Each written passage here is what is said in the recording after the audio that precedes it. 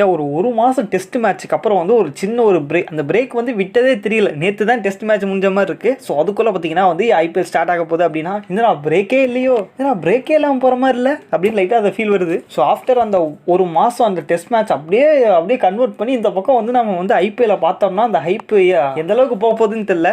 இதெல்லாம் பார்த்து நம்ம ஒரு பக்கம் இருந்தால் இன்னொரு சைடில் தோனி கேப்டன்சிலேருந்து ஸ்டெப் டவுன் ஆயிட்டாரு அப்படிங்கிறத தாண்டி இன்னொரு பிளேயரை ஸ்டெப் அப் பண்ணியிருக்காரு அப்படிங்கிறத ஒரு மெயினான ஒரு காரணமாக இருக்கும். ஒரு எமோஷனில் வந்து நம்ம பார்த்தோம்னா ஃபீலிங்ஸ் அதெல்லாம் வரதான் செய்யும். பட் இருந்தாலும் அதெல்லாம் வந்து நம்ம ஒரு சந்தில் போட்டுட்டு இந்த பக்கம் நம்ம யோசிச்சு பார்த்தோம்னா கரெக்டான டிசிஷன் தான். ஏன்னா ஆஸ் அ ஃபேனை பொறுத்த வரையும் பார்த்தீங்கன்னா வந்து இன்னொரு ஐபிஎல் ஆடுங்கன்னு சொல்லித்தான் இருப்பாங்க. 2040 வரையும் நீங்கள் ஆடுங்கன்னு சொல்லுவாங்க. பட் இருந்தாலும் ஆஸ் அ பிளேயராக அவரோட பெஸ்ட்டை அவரால் கொடுக்க முடியுதா அப்படிங்கிற அந்த ஒரு பாயிண்ட் வந்து அவர் எப்பயுமே சொல்லுவார். என்னால் முடிஞ்சால் நான் ஆடுவேன் அப்படிங்கிற மாதிரி. அதை தான் போன ஐபிஎல்லே சொல்லியிருந்தாரு. கன்ஃபார்மாக சொல்ல முடியாது, பட் என்னால் முடிஞ்சால் நான் வந்து ஃபிட்டாக இருக்கிற மாதிரி தெரிஞ்சால் கன்ஃபார்மாக நான் ஆடுவேன் அப்படிங்கிற மாதிரி சொல்லியிருந்தார். ஃபிட்டாக இருக்கிறனால தான் ஆடி இருக்காரு. இல்லை நான் சத்தியமாக எவ்வளோ ஃபேன்ஸ் என்ன பண்ணாலும் கண்டிப்பாக வந்து ஆட மாட்டார்.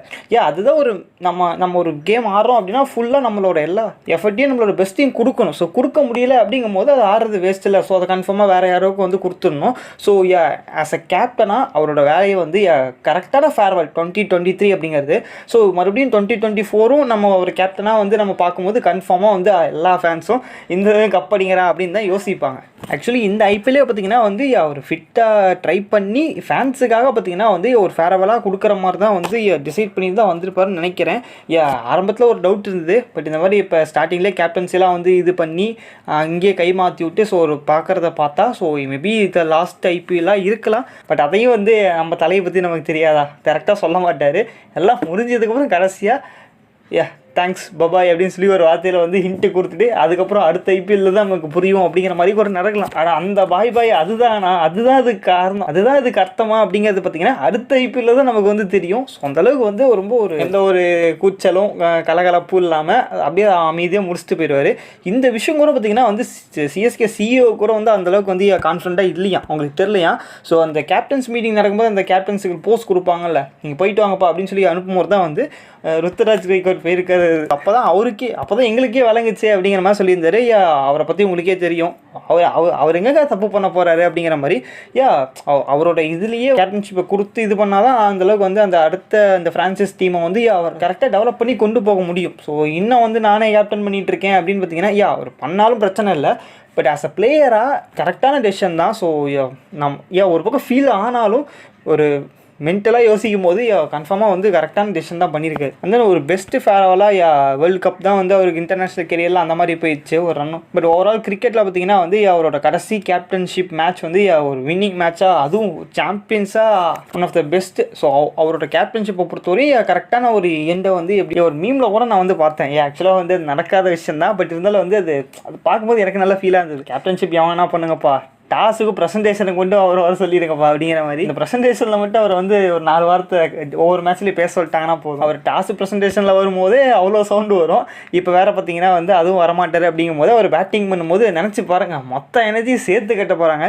இந்த தடவை டெசிமல் மீட்டர்லாம் வெடிக்க போகுது. சரி, ஓகே. ஸோ அந்த பக்கம் பார்த்தீங்கன்னா வந்து நம்ம first match of the IPL, so RCB versus CSK இதை நம்ம பார்த்தோம்னா, சிஎஸ்கே வர்சஸ் ஆர்சிபி, சென்னை தானே ஹோம் டீம். ஸோ அப்போ தான் முதல்ல மேட்ச்சை பொறுத்து பார்த்தோம்னா ஃபஸ்ட் மேட்ச்சு அந்த வந்து சேப்பாக் கிரவுண்டை பற்றி நம்ம சொல்லவே தேவை கிடையாது. ஸோ அந்தளவுக்கு பார்த்தீங்கன்னா வந்து பேசர்ஸுக்கு வந்து எஃபெக்டிவாக இருக்காது, ஸ்பின்னர்ஸுக்கு ஃப்ரெண்ட்லியாக தான் இருக்கும். பட் ஆனால் வந்து வேரியேஷன்ஸ் இருக்கிற பவுலர்ஸுக்கு கிரேட் எக்ஸாம்பிள் பிராவோ பார்த்துக்கோங்க. ஸோ விசித்திரமான வினோதமான டெலிவரிஸை போடுறவங்களுக்கு எப்பயுமே பார்த்தீங்கன்னா வந்து சேப்பாக்கில் கொஞ்சம் அட்வான்டேஜ் இருக்குது. அந்த ஒரு லோ பவுன்ஸ் அப்படிங்கிறனால பார்த்தீங்கன்னா வந்து எக்ஸ்பெக்ட் பண்ணலாம். மறுபடியும் தீபக் சாகர்ட்டேருந்து பார்த்தீங்கன்னா அந்த மறுபடியும் ஸ்விங் மூமெண்ட்ஸு அந்த ஃபஸ்ட்டு பவர் பிளேஸஸில் அந்த இனிஷியல் நியூ பால் பவர் பிளேஸில். ஸோ அதை தாண்டி ஸோ பவுலர்ஸுக்கு அப்படின்னு சொல்லி பார்த்தீங்கன்னா வந்து ஒரு பேட்டிங் ஃப்ரெண்ட்லி விக்கெட் அப்படிங்கிறத தாண்டி ஒரு பவுலர்ஸுக்கு ஏற்ற ஒரு விக்கெட் தான். ஸோ நம்ம கண்டிஷனை பொறுத்து பார்த்தோம்னா ஸ்கோர் அடித்தாங்கன்னா ஒரு 180 அப்படிங்கிறது பார்த்தீங்கன்னா வந்து ஒரு சேஸபிள் ஒரு சீரியஸாக மேட்சை கொண்டு போகிற ஒரு ஸ்கோர் கார்டாக இருக்கும். அதை தாண்டி ஸோ பெருசாக பார்த்தீங்கன்னா வந்து ரெண்டு டீமுமே நிறையா சேஞ்சஸ் பார்த்தீங்கன்னா வந்து நடந்திருக்கு. சிஎஸ்கேல பார்த்தீங்கன்னா வந்து கன்ஃபார்மாக வந்து அந்த சேஞ்சஸ் நடந்தே தான் ஆகணும் அப்படிங்கிற எப்பயுமே வந்து சேஞ்சஸ் ஆகாது.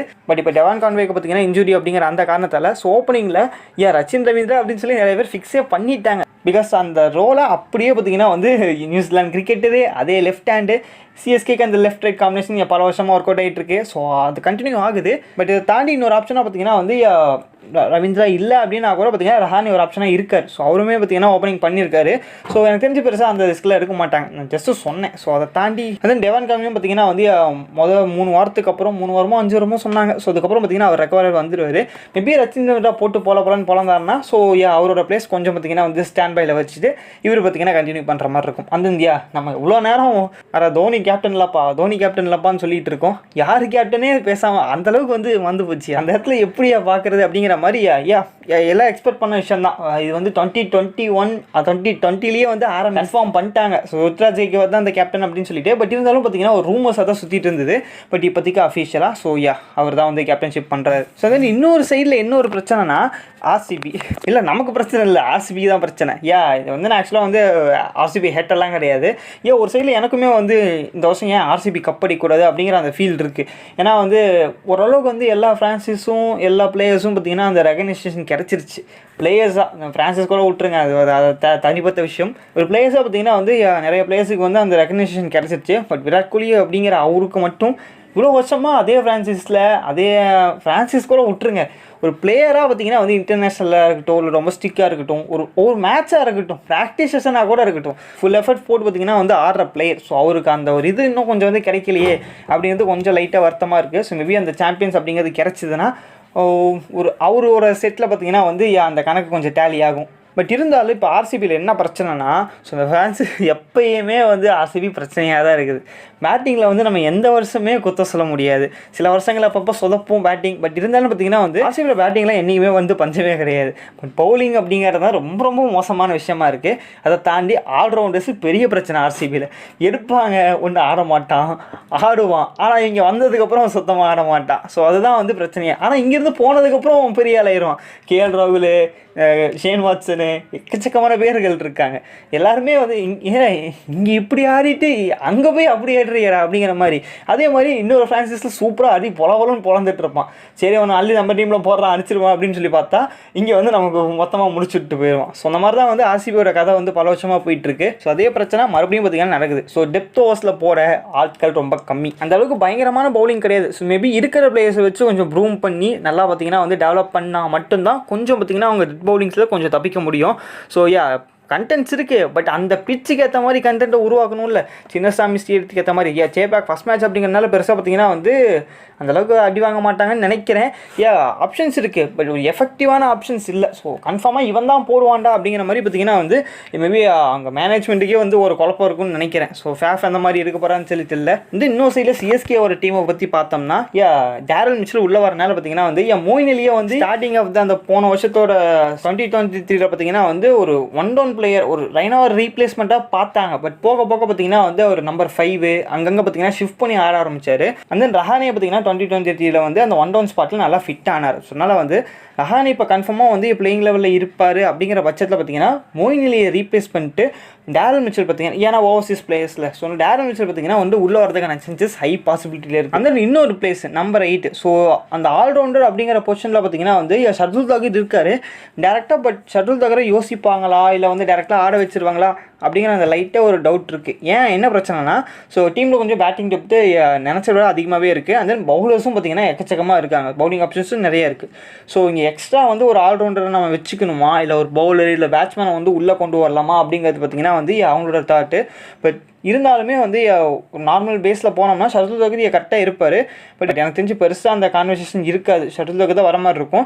பட் இருந்தாலும் லைட்டாக வந்து மேபி வந்து இது போக போக அந்த ஷர்துல் தாகூரோட பிளேஸை வச்சு ரீப்ளேஸ் பண்ணி கொஞ்சம் ஆட வைப்பாங்களா அப்படின்னு எனக்கு கொஞ்சம் தோணுது.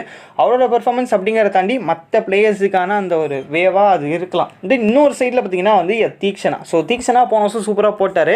பட் அந்தளவுக்கு நம்ம எக்ஸ்பெக்ட் பண்ணல. வித்தியாசமாக என்னமோ ஆகி ஏதோ ஆச்சு, ஓகே தோனி கேப்டன்சி அப்படின்றத சொல்லி வச்சிடலாம். பட் இருந்தாலும் அந்தளவுக்கு பார்த்திங்கன்னா வந்து போன சீசன் வந்து ஒரு மாதிரி கொஞ்சம் அடிக்கவும் ஆரம்பித்தாங்க. பட் அங்கங்கே வந்து புடிச்சும் போட்டார். பட் பெருசாக வந்து அள்ளி கிளப்புற பவுலர் கிடையாது. இப்போ என்ன பிரச்சனைனா அவர் ஒரு ஓவர்சீஸ் பிளேயர். ஸோ அந்த பிளேஸில் நமக்கு இப்போ பார்த்தீங்கன்னா முஸ்தபிசுர் ரஹ்மான் இருக்கார். ஸோ அவரை வந்து ரீப்ளேஸ் பண்ணக்கூடாது அப்படிங்கிற ஒரு கேள்வி இருக்குது. ஏன்னா சூப்பராக போடுவார். அண்ட் தென் பார்த்தீங்கன்னா வந்து சிஎஸ்கேக்கு ஆல்ரெடி 10 ரன் இருக்கார். அண்ட் தென் பவுலிங் ஆப்ஷன்ஸை பொறுத்தவரை அப்போ பிளேயர் நம்ம முன்னாடியே சொன்ன மாதிரி தீபக் சகரே 10 ரன் வச்சு போட்டு விட்டுடலாம். அது எங்கேயோ ஒரு வேளை யாரும் அடி வாங்கினாங்கன்னா நடுவில் ஜட்டு இருக்கார், ஜடேஜா வச்சு போட்டு ஓட்டிடலாம். இல்லை சிவம் தூபே கூட கொஞ்சம் ரிஸ்க்கே தீக்ஷனை வச்சு போட்டு விட்டுடலாம். இல்லை முஸ்தபிசூர் ரஹ்மான் வந்தால் அவர் வச்சு போட்டுடலாம். ஸோ பவர் பிளே ஸ்பேஸு பிரச்சனையே கிடையாது. மிடில் ஓவர்ஸில் பார்த்தீங்கன்னா சிவம் துபே இருக்கார், ஜடேஜா இருக்கார், யாரெல்லாம் பவுலிங் போடுறோ வந்து போடுங்கண்ணா அப்படின்னு பார்த்தீங்கன்னா நல்ல விட்டுறலாம், ஒன்றும் பிரச்சனை இல்லை. டெப்த் ஓவர்ஸில் பார்த்தீங்கன்னா வந்து தீபக் சகர் மேபி ட்ரை பண்ணுறேன்னா பண்ணலாம், இல்லை அவருக்கு வந்து செட் ஆகலை, கண்டிஷன்லாம் சூட் ஆகலை அப்படிங்கிற பட்சத்தில் வந்து டேரெக்டாக வந்து பத்திரனா இருக்கார். அவர் கூட யார் போடுவாங்க இந்த கேள்வியில் தான் எனக்கு லைட்டாக வந்து இந்த இடத்த தான் வந்து டேரெக்டாக பார்த்தீங்கன்னா வந்து முஸ்தபிசூர் ரஹ்மான் உள்ளே வரதுக்கான சான்ஸ் இருக்கோ அப்படிங்கிற ஒரு லைட்டாக ஒரு சந்தேகம் வருது. ஏன்னா சிஎஸ்கேவோட டெட் பவுலிங் போன வருஷமே கொஞ்சம் லைட்டாக ஆரம்பத்தில் அடி வாங்குச்சு. ஏன்னா உங்களுக்கே தெரியும், கொஞ்சங்க அங்கங்கே ஆல்ட்ரு பண்ணி அவங்க அடிக்கலனா கூட இவனுங்களே ஒய்டு போட்டு கொடுத்து அடிக்க வச்சிடறானுங்க. இல்லை நோ பால் வேறு கொடுக்குறானுங்க, இல்லை ஒய்டு வேறு, நோ பால் வேறு. ஸோ இந்த மாதிரி பல விஷயங்கள் நடந்தது. ஸோ மேபி கொஞ்சம் ஏதோ ஒர்க் அவுட் ஆகலை அப்படிங்கும்போது முஸ்தபிசூர் ரஹ்மான் இந்த ரீசன்ஸ்னால உள்ளே வரதுக்கான சான்ஸ் கொஞ்சம் அதிகம். இன்னொரு சைடில் பார்த்தீங்கன்னா ஷர்துல் தாக்கூர் இருக்குன்னு நீங்கள் சொல்லுவீங்க, பட் அவர் எந்த மாதிரி வராருன்னு தெரியலையே, சும்மாவே வந்து போட்டு அடிப்பாங்க அவரை. ஸோ அவர் எந்த மாதிரி கண்டிஷனில் உள்ளே வரப்போகிறான்னு சொல்லி தெரில. ஸோ டெட் பவுலிங் கொஞ்சம் வந்து ஒரு மாதிரி 10 ரன் ஒரு சைடில் வந்து ஓகே பண்ணாலுமே இன்னொரு சைடில் வந்து யார் போடுவாங்க அப்படிங்கிற ஒரு சந்தேகம் இருக்குது. இந்த பக்கம் ஆர்சிபி சைடில் வந்தோம்னா ஆர்சிபியில் எல்லாமே பிரச்சனையாக இருக்குது. பவுலிங் ரொம்ப பிரச்சனையாக இருக்குது. பேட்டிங் கூட நம்ம ஒன்றுமே சொல்ல முடியாது. பட் சிஎஸ்கே டீமோட பேட்டிங் டெப்த்தை பார்த்தோம்னா இந்த பக்கம் ஆர்சிபி டீமில் வந்து இம்பேக்ட் பிளேயர் வச்சா கூட பேட்டிங் டெப்த் வராது அப்படிங்கிற மாதிரி இருக்குது. ஆக்ஷனில் உட்காந்துட்டு என்ன தான் பண்ணானுங்களோ தெரியல, என்ன டீம் இதுன்னு தெரியல. பாவம் இதை வச்சு அவங்க என்ன பண்ணுவாங்க? அவனா கேப்டனை கொத்த சொல்கிறது, விராட் கோலி ரன் அடிக்கலை, ஃபேப் டு வில்லியர்ஸ் ரன் அடிக்கலை, முகமது சிராஜ் ரன்லாம் போட்டு கொடுக்க, இவங்களே எத்தனை வருஷம் பண்ணிகிட்டு இருப்பாங்க? கூட யாரோ 4-5 பேர் போட்டால் தானே. ஆக்ஷனில் சும்மாவே உட்காந்துருக்கிறது தேவையில்லாமல். கேமரன் ஓகே, எனக்கு ஒன்றும் பிரச்சனை இல்லை, பட் அவ்வளோ காசு கொடுத்து எதுக்கு டிரான்சாக்ஷன்லாம் பண்ணுறீங்க? ஒரு என்னமோ ஒருத்தனே வந்து மொத்தமாக ஆடி கப்படிக்கிற மாதிரி பார்த்தீங்கன்னா வந்து அவர் ஓகே பயங்கரமான பிளேயர், ஆல்ரவுண்டரு, பட் இதெல்லாம் தாண்டி இங்கே இந்தியன் கண்டிஷனுக்கு சூட் ஆகுமா, முக்கியமாக ஆர்சிபியில் வந்து சூட் ஆகுமா, அப்படி இதெல்லாம் வந்து யோசிக்கணும். நீங்கள் ஆல்ரவுண்டர் அப்படின்னு கேமரன் நான் சொல்லும் போது எனக்கு என்ன ஒரு பிரச்சனை வருதுன்னா, பவுலிங் ஃபோரை கொடுப்பீங்களா நீங்கள்? என்ன ஆகும்? சும்மா போட்டாவே வந்து பொழப்பாங்க சின்னசாமி ஸ்டேடியமில். இல்லை வந்து கேமரன் கீன் வந்து போட்டு இது சூட் ஆகுமான்னு தெரியல, முன்னாடி வாயை வரக்கூடாது, கரெக்டு தான். பட் இருந்தாலும் வந்து ரொம்ப காஸ்ட்லியாக போயிடுச்சோ அப்படிங்கிற மாதிரி தெரியுது. இந்த காசுக்கு நீங்கள் வேறு ஏதோ அந்த டீமை செட்டே பண்ண மாட்டேங்கிறாங்க, மெயின் பிளேயர்ஸை தான் பார்க்குறாங்க. தூக்கி எல்லா ப்ரெஷரையும் அவங்க மேலே போட்டு நீங்களே அடிங்கடா அப்படின்னா அப்புறம் அவங்க என்ன பண்ணுவாங்க? தனியால் எத்தனை மேட்ச் தான் அது போன வருஷம்லாம் ஃபேப் டு வில்லியர்ஸ் விராட் கோலி ஓப்பனிங் வந்து ஒரு 100 ரன் அடிக்கிறானுங்கன்னா பின்னாடி ஒரு 30-40 ரன் வருது. என்னடா இது? ஒரு மேட்ச் அவங்களே அடிக்க விட்டு அவங்களே ஃபீல்டிங் வேறு பண்ணணுங்கிறானுங்க. அவங்க பவுலிங் ஒன்று தான் அது தெரிஞ்சு அதையும் அவங்களே போட்டு விட்டுருவாங்க. ரிட்டையர் ஆகிற காலத்தில் டூப்ளிசிஸை வந்து மறுபடியும் பவுலிங்லாம் போகிற சொல்லிடுவானுங்க போலையே. பேசாமல் சிஎஸ்கேலே ஒரு ஓரமாக இருந்திருப்பார், பெஞ்சிலேயாச்சும் உட்காந்துருப்பார். வீணா மம்பில் இழுத்து விட்டாங்க ஆர்சிபி. அவரும் சிரிச்சுக்கிட்டே இருக்கார், என்ன தான் பண்ணுறது? சரி ஓகே, நான் முடிஞ்ச அளவுக்கு வந்து நான் ஆர்சிபி பிளேயிங் லெவலில் வச்சு பார்த்துருக்கேன். ஃபஸ்ட்டு 6 டாப் 6 கூட இல்லை, எனக்கு தெரிஞ்சு 7 சொல்லலாம். பட் இருந்தாலும் பார்த்தீங்கன்னா வந்து அந்த ஃபஸ்ட்டு 6 பிளேயர்ஸோட spot fix. Faf du Villiers, Virat Kohli, Patidar. So பத்திதரை தாண்டி ரீப்ளேஸ் பண்ணுற மாதிரி இருந்தாங்கன்னா எனக்கு தெரிஞ்சு பிரபு தேசாய் போவாங்க. இல்லை பத்திதரும் ஆடி பிரபு தேசாயும் பார்த்திங்கன்னா ஆடுற மாதிரி இருக்கும். இப்போ இங்கே என்ன ஆகுதுன்னா மிடில் ஆர்டர்ஸில் பார்த்திங்கன்னா வந்து இந்தியன் பிளேயர்ஸ் கொஞ்சம் இந்த மிடில் ஆர்டர் பேட்டிங் பிளேயர்ஸ் அந்த கோர் கொஞ்சம் இருக்குது, அதை வச்சு ஏதோ ஃபிட் பண்ணிக்கலாம்னு நினைக்கிறேன். ஏன்னா அந்த பிளேஸ் லிஸ்ட்டில் பார்த்திங்கன்னா வந்து அனுஜ் ராவத் இருக்கார், லாம்னார் இருக்கார். லாம்னார் நல்ல பிளேயர் தான், பட் ஸ்பெல்லிங் கரெக்டாக தானே சொல்கிறேன், எனக்கு வேறு அந்த ப்ரொனன்சியேஷன் ஒரு மாதிரி தப்பாக இருக்கும்னு ஃபீல் ஆகுது. லாம்னார் என்ன பிரச்சனைனா நல்லா அடிக்கிறார், பட் வந்து எந்த நேரத்தில் எந்த மாதிரி ஆடணும் அப்படிங்கிற அந்த விஷயம் அவருக்கு தெரிய மாட்டேங்குது. டக்குன்னு இப்போ 2-3 விக்கெட் போகுதுன்னா கொஞ்சம் நின்று ஆடலாம், அவர் பாட்டு வந்து கண்ணாபின்னான்னு சுற்றுறாரு, ஃபைனல் ஓவரில் சுற்றுற மாதிரி. போன வருஷம் அது நல்லாவே தெரிஞ்சது, பட் இந்த வருஷம் எந்த மாதிரி வந்து அந்த மைண்ட் செட் வச்சு எந்த மாதிரி வரப்போகிறான்னு சொல்லி தெரில. ஸோ இங்கே தான் எனக்கு டேரெக்டாக பார்த்தீங்கன்னா 1 downல பத்திதர் ஆடிட்டார் அப்படிங்கிற பட்சத்தில் வந்து நம்பர் 4ல் பிரபு தேசாய், அனுஜ் ராவத், லாம்னார் இருக்கார். பட் மெயின் ப்ரைம் ஆப்ஷனாக வந்து பிரபு தேசாய் போவாங்க அப்படிங்கிற மாதிரி தோணுது. அதை தாண்டி ஒன்றும் பிரச்சனை கிடையாது, இம்பாக்ட் பிளேயர் ரூல் இருக்குல்ல, ஸோ அப்போ மாற்றிக்கலாம். அனுஜ் ராவத்தோ இல்லை பார்த்தீங்கன்னா லாம்னாரையே வச்சுக்கிட்டு ஸோ கண்டிஷனுக்கு ஏற்ற மாதிரி வந்து விக்கெட்ஸ் ஒரு வேளை முன்னாடியே போச்சுன்னா ஸோ அதுக்கேற்ற மாதிரி வந்து மாற்றுவாங்க. இல்லை வந்து ஓவர்ஸ் நிறைய இருக்குது, அடிச்சு ஆடுற பிளேயர் ஏதோ வேணும் அப்படின்னு நினச்சாங்கன்னா லாம்னார் தூக்கி அந்த மாதிரி பார்த்திங்கன்னா போடுற மாதிரி இருக்கும். அதுக்கப்புறம் நம்பர் 5ல் மேக்ஸ்வெல், 6 டிகே பார்த்திங்கன்னா வந்து கடைசி ஐபிஎல். ஸோ அவரே சொல்லிட்டாரு, ஸோ இதான் வந்து அவரோட கடைசி ஐபிஎல் அப்படிங்கிற மாதிரி. ஸோ அதனால் முடிஞ்ச வரையும் பேட்டை வச்சு பழக்க போகிறாரு அப்படிங்கிற அந்த இண்டிகேஷனை முன்னாடியே கொடுத்துட்டாரு. அதே 7ல் பார்த்தீங்கன்னா கேமரன் கிரீன், 8ல் கரண் சர்மா. இந்த ஆர்சிபியில் இருக்க ஒரே ஸ்பின்னர் கரண் சர்மா நமக்கு தெரிஞ்ச வரையும். உண்மையை எனக்கு தெரிஞ்ச ஒரே ஸ்பின்னர் கரண் சர்மா தான். அதை தாண்டி பெரிய பேர்கள் எதுவுமே கிடையாது. அதனால் வந்து கரண் சர்மா ஒரு வழியே இல்லை. அவரே வேணான்னு சொன்னால் கூட வந்து பரவாயில்ல சும்மா வந்து போட்டு போகிறா, வேறு ஆளே இல்லை அப்படிங்கிற மாதிரி அவர் தான் போட்டாகணும். என்ன நிலைமை ஆயிடுச்சு பாருங்கள் டீம். அதனால் நம்ம 9ல் பார்த்தீங்கன்னா வந்து அல்சாரி ஜோசப் வரதுக்கான சான்ஸ் லைட்டாக இருக்குது. ஃபஸ்ட் மேட்ச் சேப்பாக்கா அப்படிங்கிறனால பார்த்தீங்கன்னா வந்து லைட்டாக இல்லை, ஹெவியாகவே இருக்குது அந்த சான்ஸு. அதான் நம்ம 10ல் பார்த்தீங்கன்னா வந்து வைஷக் வினய், இந்த பேர் வேறு எனக்கு வாயில் நுழைய மாட்டேங்குது. விஜய்குமார் பார்த்திங்கன்னா வரதுக்கான சான்ஸ் லைட்டாக இருக்குது. ஏன்னா டொமஸ்டிக்கில் நல்லா பர்ஃபார்மன்ஸ் ரீசெண்டாக என்னடா அது ரீசெண்டாக பார்த்திங்கன்னா நல்லா இருக்குது. என்ன இப்படி சொல்கிறேன், லேகி வைக்கிறவன் ரீசெண்டாக பார்த்திங்கன்னா வந்து நல்லா இருக்குது. ஸோ அதனால் வந்து நம்ம 10ல் அவர் வந்து அந்த டெட் பவுலிங் ஆப்ஷனில் வந்து யூஸ் பண்ணுற மாதிரி இருக்கும். மேபி மிடில் ஓவர்ஸில் கூட தள்ளிக்கலாம். பட் நம்ம லெவலில் பார்த்திங்கன்னா முகமது சிராஜ். ஸோ வேறு வழியே கிடையாது, சிராஜ் தான் வந்து எப்படியாவது தட்டி விட்டு கரை சேர்த்தணும். ஸோ ஃபாஸ்ட் பவுலிங் யூனிட்டை, ஏன்னா வேறு ஆட்கள் கிடையாது, என்ன பண்ணுறது. அப்படியே நம்ம இந்த பக்கம் இம்பாக்ட் பிளேயர் அப்படின்னு சொல்லி பார்த்தோம்னா முன்னாடியே சொன்ன மாதிரி கண்டிஷனுக்கு ஏற்ற மாதிரி அந்த பிளேயிங் லெவலில் அந்த நம்பர் 4 ஸ்லாட்டில் ஏதாவது சேஞ்சஸ் வந்துச்சுன்னா ஸோ அதை வச்சு நம்ம வந்து அதை விட்டுடலாம், அதை கேப்பாக விட்டுடலாம் 4. ஸோ அந்த பிளேயர்ஸை தாண்டி இப்போ ஒரு வேளை மேபி எனக்கு ப்ரைம் ஆப்ஷனாக வந்து பிரபுதேசை வர மாதிரி தோணுது. ஸோ ஒரு வேளை அவர் வரலன்னா அனுஜ் ரவத், அவர் வரலன்னா லாம்ராரு. ஸோ மீதி இருக்கிற பிளேயர்ஸ்லாம் இம்பாக்ட் பிளேயரில் வந்துடுவாங்க. இம்பாக்ட் பிளேயர்ஸில் மொத்தம் 5 பிளேயர்ஸ் எடுத்துக்கலாம். ஸோ ரூல்ஸ் உங்களுக்கு முன்னாடியே தெரியும் இல்லை, 15 ஓவருக்கு முன்னாடியே வந்து 16 நினைக்கிறேன், 16 ஓவர்ஸுக்கு முன்னாடியே பார்த்திங்கன்னா இம்பாக்ட் பிளேயர் உள்ளே கொண்டு வந்துடணும். அதுன்னு வந்து சப்ஸ்டியூட்ஸ் தான் 5 பிளேயர்ஸு. அந்த 5 பிளேயர்ஸ் சப்ஸ்டியூட்லேருந்து ஒருத்தர் வந்து இம்பாக்ட் பிளேயராக வச்சு அவங்க மாற்றலாம். தென் வந்து பவுலிங் போடுறாங்க, அவங்க ஃபுல் பவுலிங் போடலாம். யார் ரீப்ளேஸ் பண்ணுறாங்களோ அந்த கணக்கெலாம் கிடையாது. அவங்க 4 ஓவர் போட்டாங்க, ரீப்ளேஸ் பண்ணுறவங்க ஓவர் போடக்கூடாது அப்படிங்கிற மாதிரிலாம் கிடையாது. ஸோ இம்பாக்ட் பிளேயரில் வந்து நியூவாக தான் வந்து கணக்கு ஸ்டார்ட் ஆகும். அதை தாண்டி பேட்டிங் அப்படிங்கிறது அதே மாதிரி தான். ஸோ அந்த பிளேயர் வந்து எப்போ வேணால் வந்து பேட்டிங் ஆடலாம், முன்னாடியே அவன் வந்துடணும். ஸோ அந்த 16 ஓவர்ஸுக்கு முன்னாடியே ஒரே ஒரு பிளேயர் தான் இம்பாக்ட் பிளேயர் ரூல் பற்றி மாற்ற முடியும். ஒன் டைம் மாற்றிட்டோம்னா மறுபடியும் மாற்றக்கூடாது, அதுதான் பிரச்சனை. ஆர்சிபியில் என்ன பிரச்சனைனா எதுவுமே மாற்ற முடியாது அப்படிங்கிற மாதிரி தான் நிலைமை இருக்குது. ஸோ அந்த கணக்குப்படி நான் வந்து அந்த நம்பர் 4 ஸ்லாட்டை விட்டோம்னா ஸோ லாம்லாரு, பிரபுதேசை, அனுஜ் ரவத், யாஸ்தேல் இருக்கார். என்ன பிரச்சனைனா யாஸ்தேல் இருக்கார், அதுக்கப்புறம் ஆகாஷ்தீப் இருக்கார். இவங்கெல்லாம் வந்து இந்த ஆர்சிபியோட கிரவுண்ட் செட்டப்புக்கு செட் ஆவாங்களா, இவங்களோட பவுலிங் அதுக்கேற்ற மாதிரி அவங்க அட்ஜஸ்ட் பண்ண முடியுமா அப்படிங்கிறதான் டவுட்டாக இருக்குது. இப்போ சேப்பாக் அப்படிங்கிறனால நான் சொன்ன மாதிரி வந்து அந்த சேஞ்சஸ் ஒன்றும் பிரச்சனை கிடையாது. பட் ஒரு பாதி ஐபிஎல் வந்து அந்த பொட்டிக்குள்ளேயே ஆடுறீங்க அப்படிங்கும் போது ஸோ அந்த பொட்டியில் வந்து இவங்க பாட்டு வந்து சும்மா போட்டாவே அது பறந்துட்டு போகும். பக்கத்தில் பேட்ஸ்மேன் ஏதோ சும்மா கையை வச்சு அடிச்சு விட்டாங்கன்னா அதான் முடிஞ்சுது, அது பாட்டு ஸ்டேடியம் வெளியே தான் போய் விடும். ஸோ அந்த ஸ்டேடியம் தான் எனக்கு மெயின் பிரச்சனையாக தெரியுது. ஆர்சிபிக்கு இவ்வளோ வருஷம் கப்பு வாங்காததுக்கு காரணமாக ரொம்ப நாளாக வந்து எனக்கு உறுத்திட்டு இருக்குது. இப்போ நான் சொல்லிட்டேன் அந்த விஷயத்தை, முதல்ல ஸ்டேடியத்தை நல்லா பெருசாக கற்றுங்கடா, அப்போ தான் உங்களுக்கு செட் ஆகும். ஸோ இந்த பிளேயிங் லெவலில் சேஞ்சஸ் அப்படின்னு நான் சொன்னேன்னா ஸோ நான் முன்னாடியே சொன்ன மாதிரி பத்தித்தாரு, பிரபுதேசை, அதாவது நம்பர் 3, நம்பர் 4 அந்த ஸ்லாட்டஸில் இதே சேஞ்சஸ் வரலாம். அதை தாண்டி இந்த பக்கம் பார்த்தீங்கன்னா வந்து அல்சாரி ஜோசப் பிளேஸில் லாக்கி ஃபெர்கியூசன் ஒரு ஓவர்சீஸ் ஆப்ஷன் இருக்கார். அதுக்கப்புறம் பார்த்தீங்கன்னா வந்து வேறு யார் இருக்கா, வில் ஜாக்ஸ் அப்படின்னு சொல்லி பார்த்தீங்கன்னா அவர் வேறு இருக்கார். அவர் ஃபாஸ்ட் பவுலரில் அவசரப்பட்டுறாதீங்க, அவர் ஒரு ஓப்பனிங் பேட்ஸ்மேன். ஸோ நல்லா ஹிட்டரு. பட் எனக்கு தெரிஞ்ச அந்தலாம் தேவையான ரிஸ்கில் இருக்க மாட்டாங்க, தூக்கி அந்த பக்கம் போப்பா அப்படிங்கிற மாதிரி தான் அவர் வச்சுருப்பாங்க ஆப்ஷனாக. ஸோ அதுக்கப்புறம் பார்த்தீங்கன்னா எனக்கு தெரிஞ்சு தென் டாப்லி இருக்கார். டாப்லிலாம் வந்து எனக்கு இது கொஞ்சம் டவுட்டு தாங்க. அல்சாரி ஜோசப்பு ஃபெர்கியூசன்லாம் இருக்கும்போது டாப்லியெல்லாம் உள்ளே கொண்டு வருவாங்களா அப்படிங்கிறது ரொம்ப ஒரு தேவையில்லாத கொஸ்டின் மாதிரி தான் தெரியுது.